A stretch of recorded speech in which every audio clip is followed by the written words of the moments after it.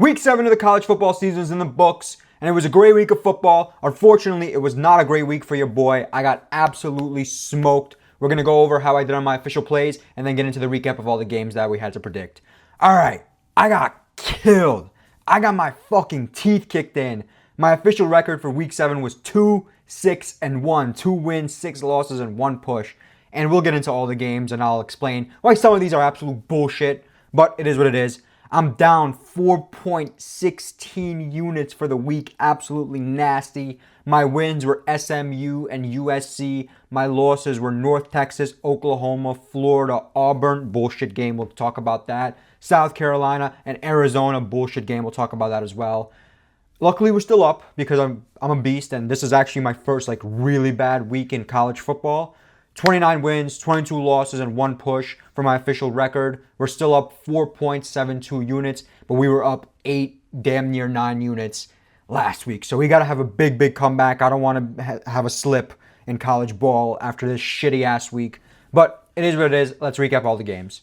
We start things off with Friday night football, South Florida, North Texas. Look, South Florida put 63 fucking points on this North Texas defense. And I was never expecting this game to be a defensive game. But I thought North Texas' defense could lock in just a little bit. Just a little bit.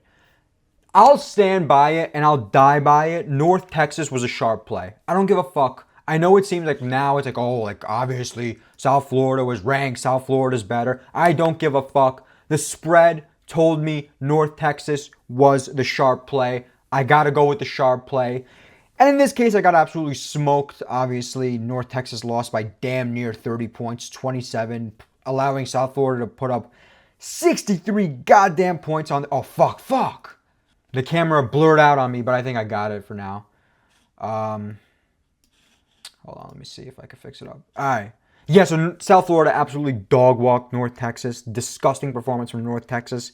It was a sharp play. I'll live by it, right? Some of these losses I'm going to bitch about and I'm going to be, coping, and you can say whatever you want. Copium, whatever. This is not one of them. I'll take a loss like a man on this game. North Texas was a sharp play. Live, breathe, and die by it. I would take North Texas every single time. That's the way cookie crumbles. South Florida worked their asses. It is what it is. Next game. The next Friday game, we had Rutgers versus Washington. Rutgers started out pretty fucking hot. I gotta give them credit. They were up 10-0 or some shit like that. And I was like, damn, Washington might lose at home. Big favorites. Washington locked in. Great offensive performance from Washington. They ended up winning big. 19 points here, covering the spread.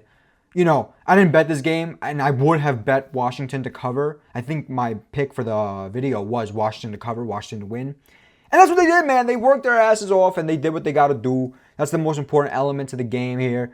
Rutgers started off hot, but Washington stayed true to themselves. And, the time difference could have played a factor, right? Rutgers going to the West Coast late at night, even though it wasn't that late. It was 9 p.m. kickoff. Nevertheless, as you saw the game progress, you saw Rutgers slow down while Washington pick up momentum. That's exactly what you expect in these, cross-country games with a big time difference. Good win by Washington. Good cover. This team is sneaky good. They're not horrible.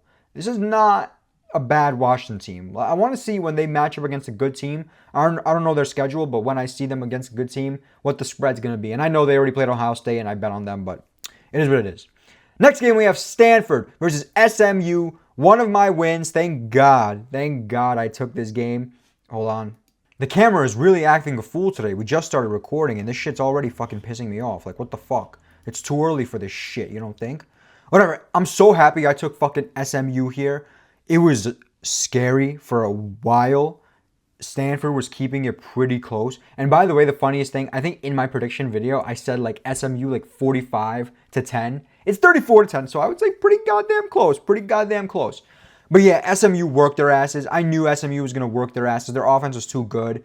The key for this game, I'm going to be honest, right? Because they covered the spread not super easily, 24 points, but the key for this game was the pick six. That pick six changed the entire momentum of the game. I was watching it. I thought Stanford was going to score a tud here. And at that point, SMU would have not tried as hard. That pick six was huge late in the fourth quarter. They picked it off, scored a tud. After that, Stanford could do nothing. SMU played well, controlled the ball. And they covered the spread, man. Yeah, let's go. One of my few wins this week. SMU came up clutch. And this is not usually the type of game I predict. So that was a nice little call by your boy. Yeah, so SMU covers, SMU wins. That game's not important. We don't have to talk too much about it. Next, we have Ohio State versus Illinois. Close-ish game, but not really. Illinois never was really in it. Never kept it close. Never kept it competitive. Ohio State dominated through and through. They ended up covering the spread, winning the game. What surprised me the most here is Ohio State's offensive performance. You know, I said if they did not score what they needed to score, they would not have covered a big spread. It was a pretty big spread. And Ohio State did what they had to do. 34 points is exactly what you need to cover a spread. Had they scored 24 points, they would have not covered the spread. And don't get it twisted, too. It was a, 18-point game. The spread was like 14, 15, so it wasn't like they covered with ease. But on the road versus a tough Illinois team, is Ohio State legit? I didn't think they were, but now the overreaction Monday people are saying Ohio State is undisputed number one team in the nation. I don't know if I'd say that just yet, but damn it, with all these other teams dropping, like Oregon, it's looking like it. It's looking like it. But nevertheless, good win for Ohio State. Good cover. Illinois, man. Illinois. Are they good? Are they decent? I don't know. But not decent enough to cover against Ohio State. Next game, I don't think I predicted this game, but we'll still talk about it because it's kind of interesting. UCLA versus Michigan State. UCLA walks into Michigan State and blows the fucking brakes off of them. I mean, this was full-blown domination from UCLA. I was shocked to say the least. Again, I had no action on this game. It didn't matter to me. But I mean, what happened to UCLA? Did they just wake up? Did they just start practicing? Like, they looked like dog shit the entire first, quarter of the season. And all of a sudden now, coming off a huge win versus Penn State, thinking this is going to be a letdown spot, they just blow the Michigan State team out of the water. 7.5-point underdogs winning straight up. And I mean, it wasn't a win. It was a domination. 38-13. 38-13. Huge win by UCLA. Is UCLA legit? They might be. They might be. This team has found their rhythm, and they look unstoppable. Coming on. Now they have 2 huge wins. Damn, what the hell happened for UCLA, man? What the hell happened? But that was a quick little game I want to talk about. Nothing important. Next game, we have Alabama versus Missouri. I pushed on this game. As you can see here, the website I use actually updated their system. So now they show the best available spread and for both sides, which is going to be good for me for the future because now I can get the best spread depending on what team I bet. So I originally had it like it was. The original spread was 3 points. Alabama were favored by 3. As you can see, Alabama won by 3. I pushed in this game. It was good effort by Missouri. I really did think Missouri could have won, but I think the turnovers costed them too much. They were sloppy interceptions, both in the beginning of the game, I think relatively beginning, and the very, very end of the game. Missouri could have done better, whether it be not turning the ball over as much, defending a little bit better against both Alabama pass attack and run game. But I got to give them credit. Alabama looked like they could have pulled away at any moment, and Missouri kept it in striking distance all the way through. Now, in the very end, Missouri did kind of backdoor this game, which, I'll fucking take.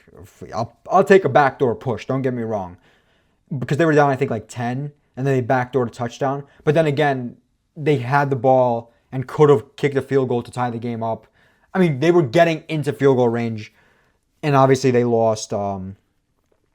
Got worked by Alabama defensively, threw an interception, shitty performance from the quarterback. I mean, it wasn't, I shouldn't, see, I'm conflicted because I want to say shitty because he had a bunch of interceptions at bad times. But then again, they played pretty well. That first drive they had was so beautiful. I wish that was the whole game.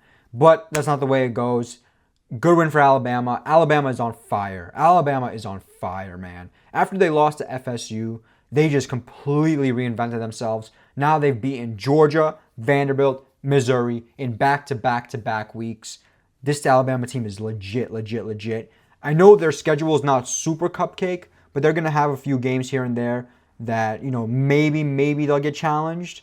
But with the way they've been playing, they're going to go undefeated in the SEC and probably make it to the SEC championship and be a serious, serious contender. And that's crazy to say, considering of what happened after week 1. And now look at them. What a turnaround. What a turnaround. I didn't expect it. Good win for Alabama. Good effort for Missouri. I pushed in this game, so it is. It is what it is. Next game. Next, we're going to talk about another quick little game here that I didn't predict, but we have to talk about Pittsburgh versus Florida State. Pittsburgh upsets Florida State, and now the downfall of Florida State needs to be studied.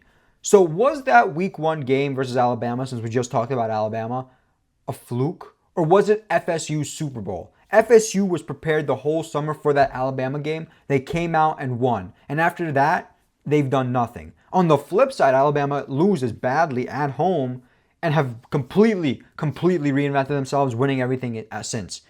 FSU on a 3-game losing streak now. First to Virginia, then to Miami, then to Pittsburgh, right? The Miami loss is excusable. Miami's legit. We all know how good Miami is. But the Virginia loss was an overlooked game that they shit their pants in, lost. And then this game, this was bad. They should have won this one. I don't know what happened. It was a complete collapse.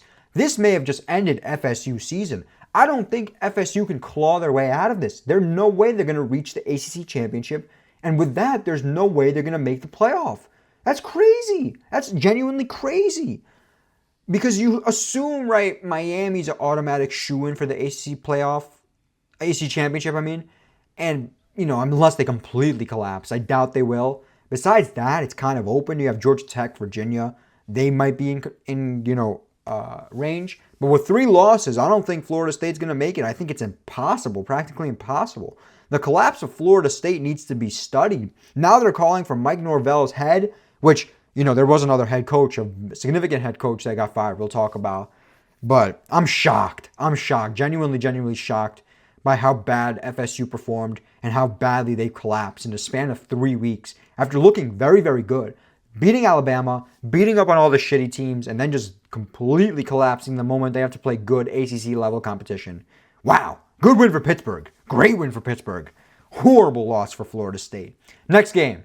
Next we have Oklahoma versus Texas, the Red River rivalry. I fucking said it correct this time. I had Oklahoma moneyline, and this was absolutely fucking disgusting of a game. Absolutely fucking disgusting.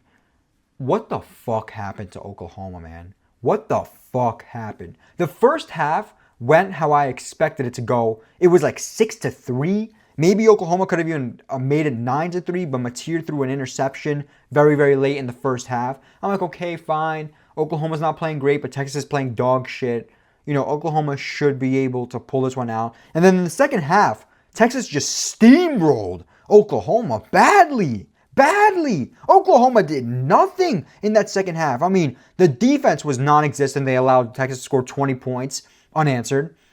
The offense was dog shit. Could not move the ball. What a collapse by Oklahoma. And look, Mateer was banged up. You could see this was not the same Mateer we saw in that Auburn game or the previous games they played in. He was banged up. He was clearly injured. But if he's that badly hurt, give yourself a chance and put in the backup. Coach got to make a ballsy decision. You want Mateer out there, and he looked decent, but not good enough. Not nearly good enough. You got to make a call and get the backup in. Because clearly, Oklahoma was not looking good on offense whatsoever. What a collapse in the second half, doing nothing. Absolutely nothing. Good win by Texas. Texas really needed this one. The 2 games they played, in which they played against high-level competition, Ohio State and Florida, they lost, looked pretty bad in. Even the shit games they played, they didn't look great in. This was huge. This might, send Texas on an upward trajectory, change their season. I doubt it, though. I'm going to be honest, I doubt it. A healthy Mateer, I think, would have dog-walked this Texas team. I don't think they would have lost 23-6. I don't think it would have been 20 unanswered in the second half. I'm not sold on Texas yet. I'm not sold on Arch. I don't think this Texas team is that good. I think they just beat up on an Oklahoma team that was injured. Now, I am disappointed in the Oklahoma's D-line. I thought they would really, really pressure Arch and sack him a bunch. They didn't. This was an overall shit performance from Oklahoma on all ends, right? The offense looks shit because Mateer was banged up, and then the defense didn't look all that much better. Oklahoma's season's not over yet, but they have Murderers Row coming up, and they get better lock in because Mateer can't play like that. And if he's still injured because of the hand, then sit his ass down because he's going to cost him games. Texas, good win, good defense. That's the key to this game was the defense. And, you locked in the second half. You were down bad. I mean, you weren't down bad, but you didn't look good at all in the first half. And then you locked in, played well. Good win for Texas. They really, really needed this one. Next game. Next, we have to talk about this one. Absolutely have to talk about this one. Northwestern versus Penn State. I didn't even bother predicting this. And the funniest part, if I was to predict this game, I would have obviously picked Northwestern. But I was like, no way, right? It's too risky. Penn State are coming off back-to-back losses. One of them, the previous week, being dog shit loss to UCLA, in which they should have won. Now it's like, okay, this is the season. This is the season. You have 2 losses in the Big Ten. This is your season right here, right now. You cannot lose to Northwestern at home, right? The excuse can be fine. You lose to Oregon. Oregon's a very good team. The week after, you go to UCLA. It's a tough road environment. You lose. Here, it's like you're at home versus Northwestern. And they fucking lost straight up as 22.5 point underdogs. Or I guess depending on what the line would be. 22.5, 20.5, doesn't matter. 20 plus favorites. They were favored by 20 plus points. And they lost. They lost. Northwestern won this as a 22.5 point underdog. That's fucking insane. That's insane. All the stats that I saw after this game, like Franklin is the first coach, or whatever, not the first coach, but like this is a momentum loss for Penn State. Under Franklin, they lost 2 games back to back. I think by being favored by over 20 points, some shit like that. Whatever. All that stats don't matter. James Franklin got fired. Bro's rolling in cash. I think he just made an easy 50-something million because that's his buyout. Penn State season is over. It's done. It's so done. It's more done than Jerry Sandusky. Because like what? You have 3 losses in the Big Ten now. One of them being a quality loss. Everyone else, like UCLA is not a good loss. Northwestern's a shit loss. They ain't doing nothing. And don't forget, Penn State still got to play. I'm pretty sure they got to play Indiana and Ohio State. They could lose both of those games. And I wouldn't be surprised if they do. And to add the cherry on top, Drew Aller, star quarterback, is injured and out for the rest of the season. Rest in peace, Penn State. They had a good run, made it all the way to the CFP semifinals last year, but it's all it was. It's all over from here. Next game, we have TCU versus Kansas State. I knew this fucking game was a trap game. I fucking knew it, and I didn't bet it because I knew Kansas State would lock in and win, and that's exactly what happened. Kansas State woke up, beat TCU. It was a back and forth here and there, but in the end, Kansas State woke up and did what they had to do. I knew this was going to happen. I really did, and that's exactly why I didn't bet this game whatsoever. Kansas State woke up, did what they had to do, and that's the key to this game, right? Kansas State has underachieved this entire season, but you knew one of these games, it was going to be the one. This was the one. Boom. Kansas State wins. TCU loses. That's 2 Big 12 losses for TCU now, if I'm not mistaken. They lost to Arizona State. TCU looked good to start the season, but now it might be all over for them. Kansas State, good win. Good win to get you back on track. That's the key to success, and that's what matters. Next game, we have Iowa State versus Colorado. Another trap game. If I wasn't Operation Coach, a Fade Coach Prime, I would have bet this game. I would have. This was a trap of all traps. You knew Colorado was going to cover and win this game simply because of the spread. That's all it was. The spread told you everything that there needs to know. And look what happened. Colorado wins straight up as a 3.5 point dog. They won by 7. Iowa State never was really into this game. And there were times where it was close, don't get me wrong. It was a 7-point game to finish. But it just felt like Colorado had their number the whole time. I wish I didn't do the Operation Fade Coach Prime and I bet on Colorado. But I would not be able to live with myself had Iowa State won this game. That's the issue, right? So, the sharp play would have been Colorado here. But then obviously if Iowa State wins, I would have been like, oh fuck, what am I doing betting on Colorado? But go in for Colorado. Iowa State, that's 2 back-to-back losses, Big 12 losses. Now one to Colorado, one to Cincinnati. Their chances are plummeting. What's going on in the Big 12, man? Plummeting teams left and right. Besides Texas Tech. Texas Tech has looked unbelievable this whole season. So yeah, go win for Colorado. They really needed this to get back on track. Maybe this could be a momentum shifter. This is, I think, their first ranked win since like that TCU game, whatever it would have been, 2 seasons ago. So you never know. This could be a big momentum shifter for Colorado. And Iowa State, they better lock in or their season's over. Next game. Oregon versus Indiana. Holy fuck. What a shock this was. I'm not going to lie to you guys. Oregon played like dog shit in this one. Dante Moore played like dog shit in this one. The Oregon defense played like dog shit in this one. And I'm going to keep it a buck with you guys. I really will. I underestimated Indiana this entire season. And that's not going to happen anymore. Coach Cigarette is an absolute beast. This team is on another level right now. Mendoza, I think the kid's name is, the quarterback. Future New York Jet, the way it's going. But he's a baller, absolute stud. This Indiana team is legit. They are legit. And I don't know how their schedule is looking. I know it's not as cupcake as last year, but they could make it to the playoff again. And that's saying something, considering it's Indiana. Indiana's not known for their football at all. They're known for basketball. Unbelievable win for Indiana. I mean, unbelievable win for Indiana. This was shocking. Absolutely shocking how good this was. Balled out. Great offensive performance. Great defensive performance. I'm not out on Oregon yet. I still think Oregon's legit, and I really do believe they're national championship contenders, even though they're chokers. Dante Moore has to play better. Has to play better. They cannot allow this type of performance ever again. Indiana was moving up and down the field. Indiana's defense locked down Oregon's offense, and Indiana's offense did whatever they want to Oregon's defense.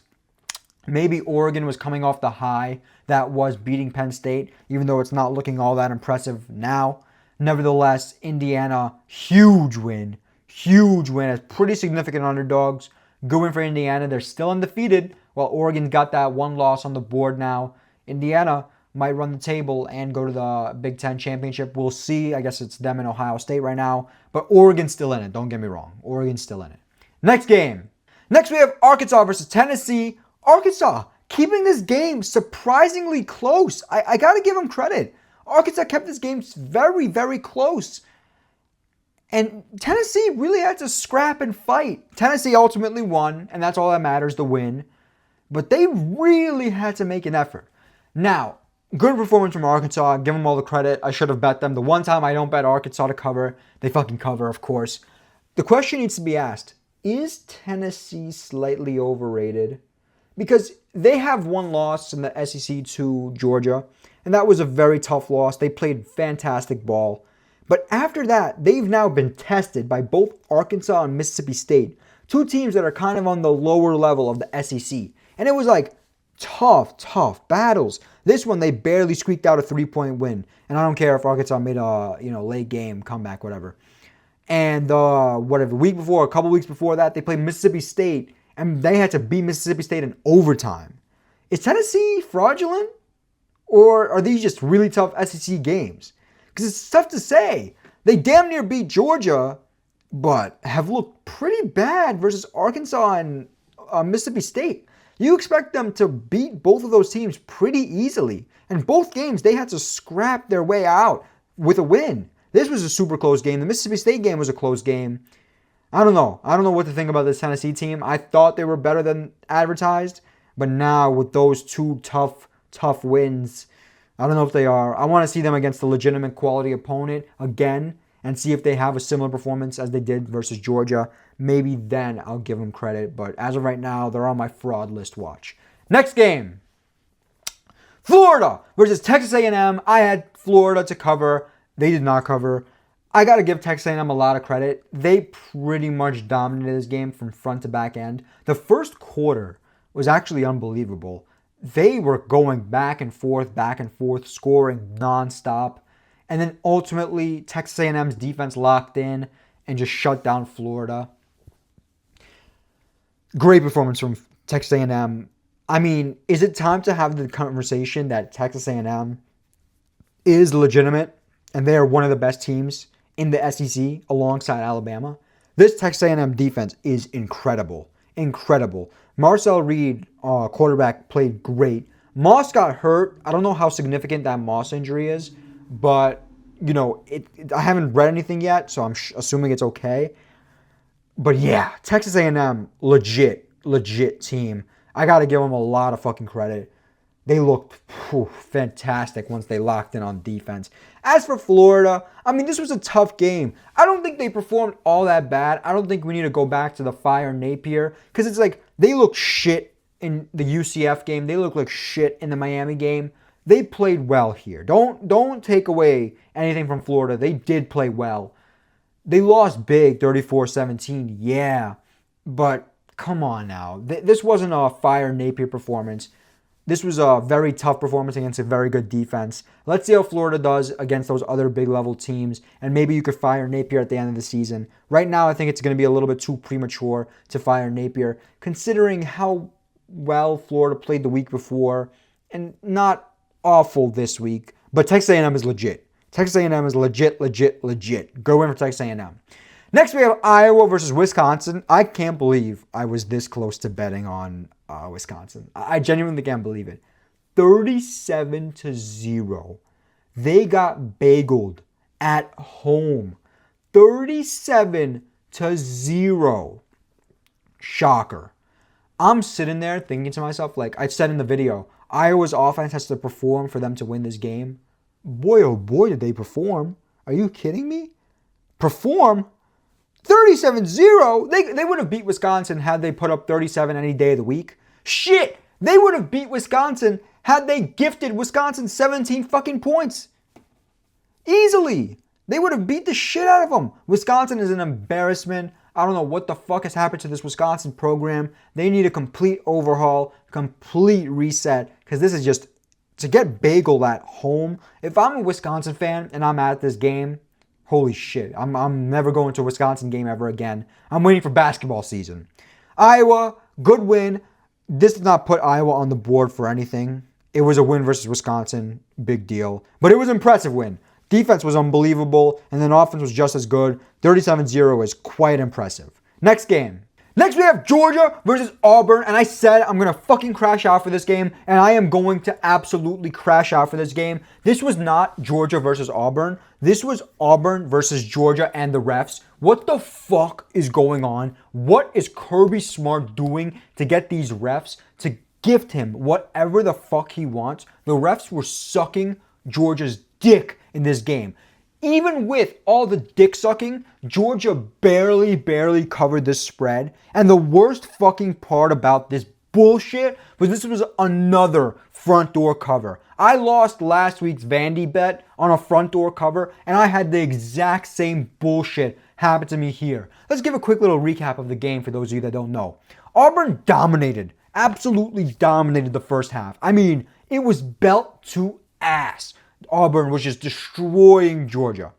Auburn's at like the 1 yard line, some shit like that. 10-0, mind you, 10-0. Arnold stretches his hands out trying to reach for the end zone.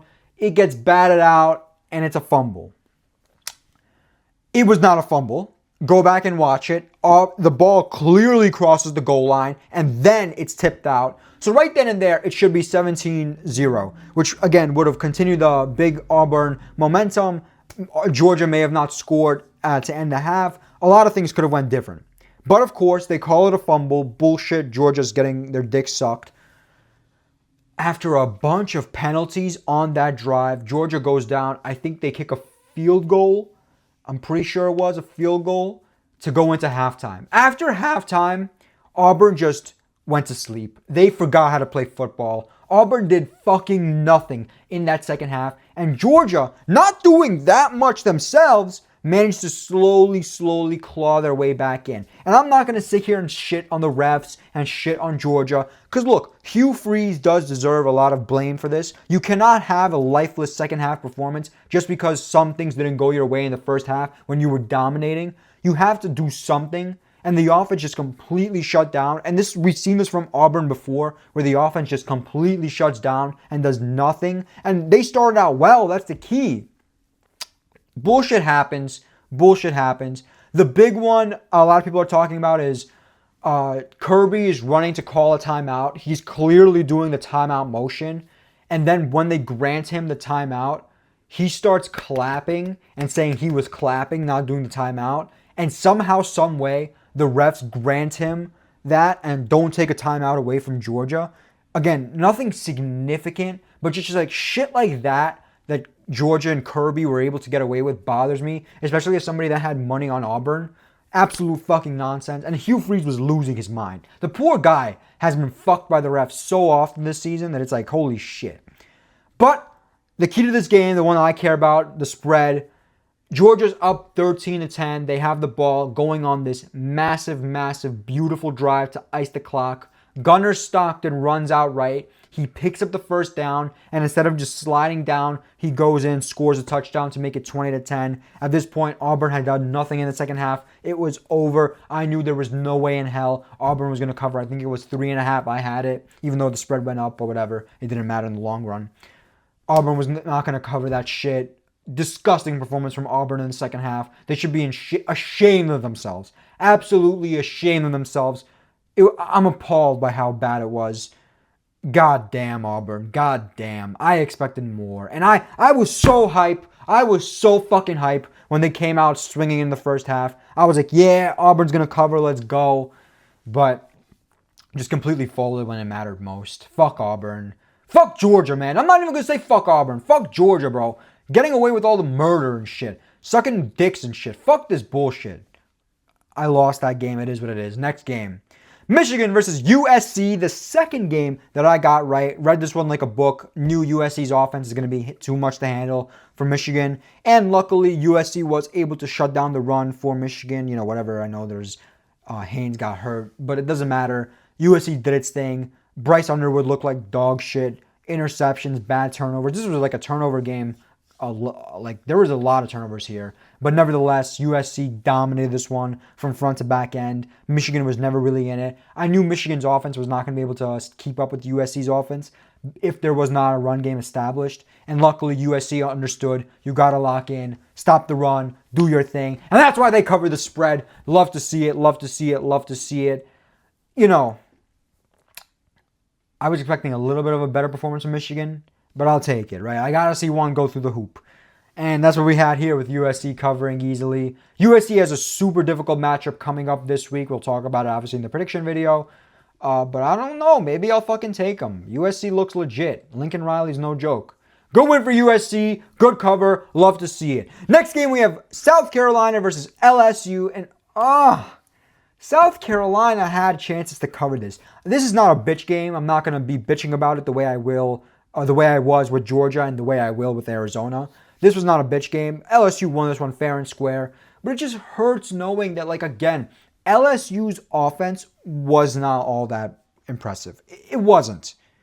And South Carolina just a little bit better on offense. They could have, A, covered the spread, B, won the game. I mean, a field goal would have covered the fucking spread for me. All I needed was a fucking field goal from South Carolina. I think I had them +9.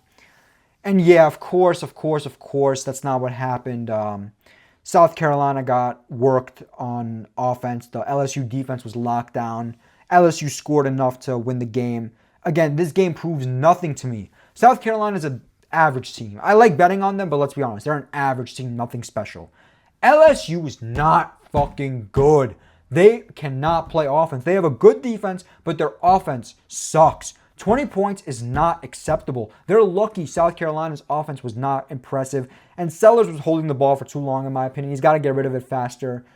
You know, the Jets had a similar performance. But, you know, I was hoping Sellers make some better plays, make some better reads, maybe some better runs. That didn't happen. Good win for LSU. Good cover for LSU. Another loss for your boy. You know, I thought LSU would have looked worse. But then again, they didn't look all that impressive. So LSU still fraud. I don't give a fuck. They're still fraud. Anytime they're going to play a good team, I'm fucking betting against LSU. I'm pretty sure they're playing Vandy this coming week and they're underdogs, which goes to show what Vegas thinks about fucking LSU. Next game. BYU versus Arizona. This is going to be a crash out game like the Georgia game. Absolutely fucking disgusting performance from Arizona. They're down pretty bad, I think, like 10 points, 14 points early. Luckily, they scored a ton. Then there's some kind of weather delay. I think it was lightning. And Arizona flips the script. They're up, I think, 24-14, if I'm not mistaken. Late in the fourth. Completely collapse. Horrible clock management. And, of course, it goes to overtime tied 24-24. I'm tired as fuck. I'm ready to go to sleep. And I tell myself, you know what, fuck it. I got to watch this. I got to see this. Because, like, maybe Arizona wins this one and I go, 3-5. Not as bad as it could have been. Had Auburn won, I would have been 4-4, you know. But 2-6 is like, am I really going to go 2-6? Like, Arizona's got to do this one. And Arizona's up. The refs absolutely gifting BYU opportunity after opportunity in overtime. Arizona scores a touchdown, holding. They call it back. They exchange field goals in the first overtime. Then BYU scores a touchdown and Arizona can't match the touchdown in the second overtime. But the amount of opportunities and penalties that were gifted to BYU in order to extend their drive was insane. The BYU had the refs in their pocket. Again, I don't want to sit here and blame the refs and shit on the refs and do this bullshit because I'm not the type of guy where I'm like, oh, the refs were fucking rigging the game. Oh, it's rigged against me, blah, blah, blah. But this shit was fucking blatant. Just like the Georgia game. Like, I'm not bitching about other games that I lose. If I lose fair and square, I lose. This was fucking annoying as hell. BYU got the refs in their pocket. They got so fucking gifted on so many opportunities. I'm tired of this bullshit. BYU, good win, but it was a bullshit win. Arizona, stop choking. Why'd you choke? I needed this. And you took it away from me. Good win for BYU. They have a tough game coming up against a team we're about to talk about, Arizona State versus Utah. Final game. Utah put belt to ass on Arizona State. Now, I know Leavitt was out, and, you know, that's the name of the game, right? I almost said BYU. Utah took advantage of Leavitt being out, dominated this game, 42-10, covered the spread easily. It was a very, very big win for Utah. I mean, they looked fantastic out there.